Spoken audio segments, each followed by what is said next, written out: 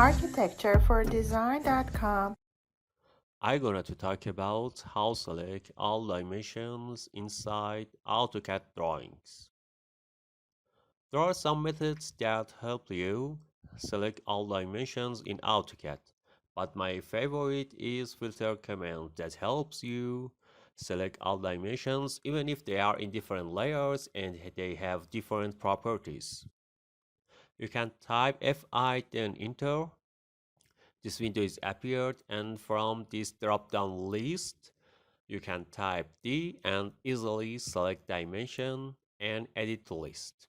Then press apply and select the area of the drawing that you want to select the dimensions inside this area. Then press enter.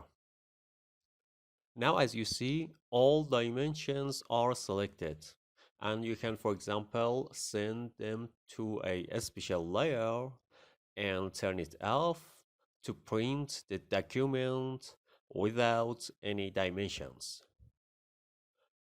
Thank you for watching. You can press subscribe to support us.